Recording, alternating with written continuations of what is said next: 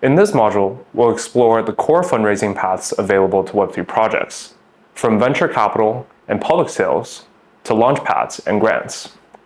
We'll break down how each of these work, as well as what preparation is required, and how to make each process work to your advantage. In this first session, we'll focus on your private sale allocation. More specifically, raising from venture capital firms and institutional investors. This is often the first source of outside funding for early-stage Web3 projects. We'll walk through what VCs are actually looking for, how to navigate investor conversations, and how to prepare yourself for a multi-step fundraising process. Because of the fact that much of this also applies to angels and family offices, we'll center today's discussion on the VC process, as it sets the standard for professional fundraising in the Web3 ecosystem. Now, let's begin with a foundational mindset shift, one that many first-time founders often overlook. It's natural to feel confident and passionate about your product. After all, you've invested months, possibly years, building something from the ground up. You've lived every single detail, and by all means, you should believe in it deeply. But that same conviction can also lead to a common misconception, and that is a strong pitch or a product demo should immediately result in investor commitment. In reality, most professional investors, especially top-tier VC funds, operate on a much longer timeline. It typically takes 2 to 3 months for a larger fund to move from initial interest to a signed check. Smaller, more agile funds might move faster, but even they often take 4 to 6 weeks. That means your initial pitch is not just about closing the round. It's about earning the next conversation. Now, let me make this clear.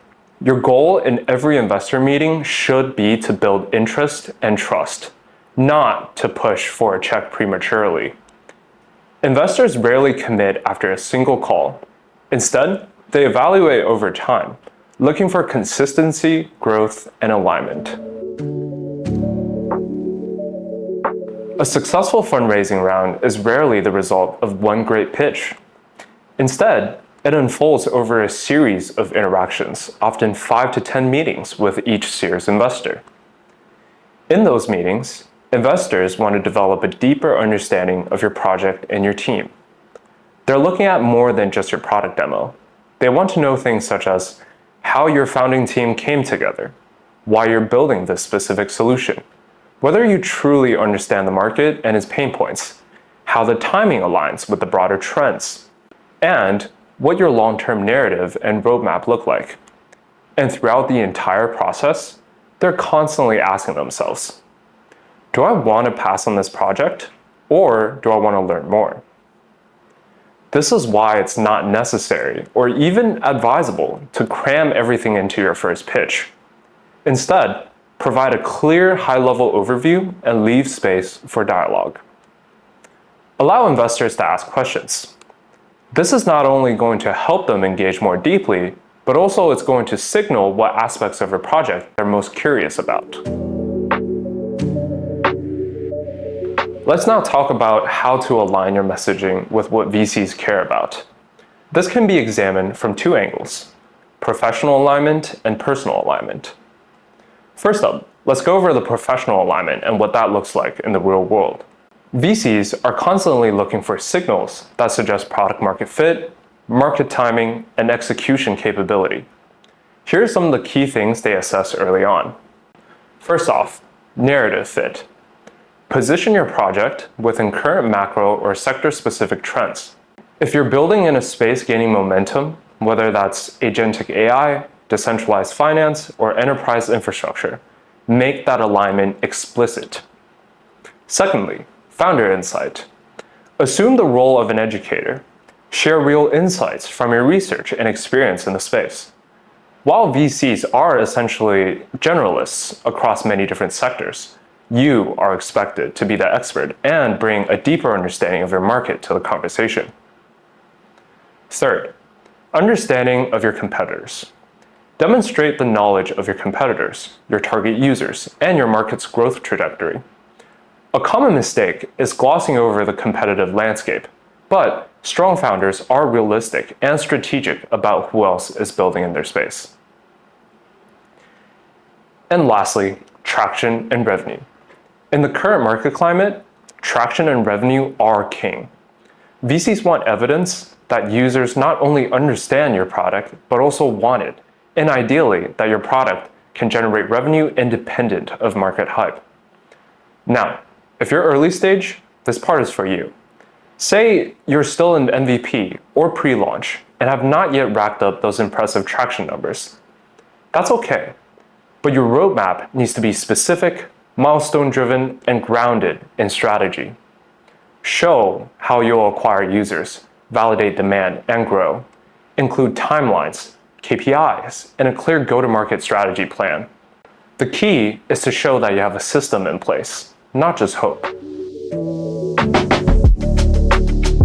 Now, let's quickly talk about how to build personal alignment.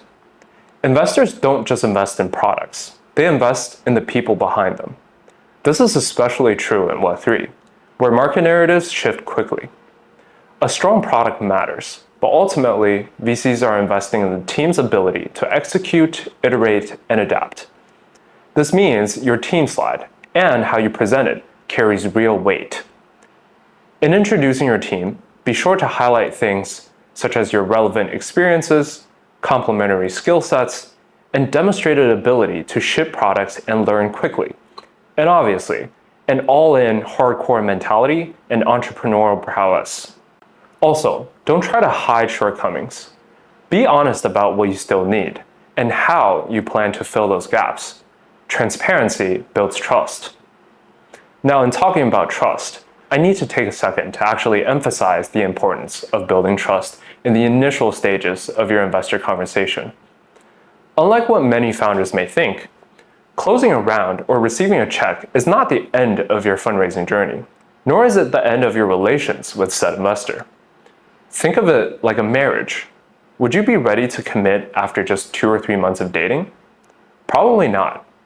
Yet, when VCs decide to invest, they're entering into a significant long-term partnership with the founding team after only a brief period of getting to know each other. This means it is absolutely essential to build this sense of trust and transparency from day one. Most VCs speak with multiple teams each day. That means a pitch that feels rigid or overly rehearsed may quickly be forgotten. Instead, focus on building a professional but personable connection. Be conversational, ask questions, treat the call as a two-way discussion. Remember, you're not just raising capital, you're entering into a 3 to 5 year relationship. Trust, communication, and good relations will matter far more than just a polished pitch alone. Now that we've covered what VCs are looking for in terms of professional and personal alignment, let's talk a bit about how to actually approach them. Here's a hard truth. Not all investors are the right fit for your stage, sector, or check size. A pre-seed round of $500K at an $8 million valuation is unlikely to attract large Tier 1 funds, not because your project isn't interesting, but because it doesn't align with their mandate. That's why founder preparation should include research on what each VCs are looking for. Things such as what stage do they invest at? What's their average check size? Which sectors do they focus on? What does their portfolio tell you about their investment thesis? By targeting VCs that are aligned with your size and category, you'll dramatically improve your chances of converting conversations into commitments. Now, the best way to get a VC's attention is through a warm introduction, ideally from someone in their network whom they already trust. These can come from other founders, former colleagues, your past investors if there is any, or your mentors, advisors, and obviously ecosystem foundations or accelerator networks. And if an investor passes, don't take it personally and don't waste the opportunity. Ask them if there's anyone else in their network who might be a better fit. Oftentimes, VC decline deals for reasons that have nothing to do with the quality of the project. It may simply be a matter of stage, sector, or timing. When warm intros aren't available, cold outreach is still viable, but it needs to be personal and well-crafted. Focus on things such as establishing common ground, asking thoughtful questions about their thesis, demonstrating that you've done your homework. Don't push your pitch aggressively. Instead, build a relationship. Stay in touch with relevant updates. Even if the timing isn't right as of this moment, it might be in the future. And VCs do come back to teams that continue to make progress. Remember, VCs also have the pressure to deploy capital from their own LPs, no matter the market condition. So make sure to be patient and persistent. Now, let's quickly summarize the key points from today's session. 2 VC fundraising is a multi-step process, not a one-time pitch. The goal of early meetings is to build interest and trust. VCs are looking for alignment with market trends, traction, and execution capability. You're not just selling a product, you're building a long-term relationship. Make sure to do your research, target the right funds, and leverage warm intros when possible. And most importantly, communicate with clarity, professionalism, and honesty. In our next session, we'll shift gears and walk through the materials you'll need to support your raise, including your pitch deck, blurb, and data room. Thanks for joining, and we'll see you in the next session.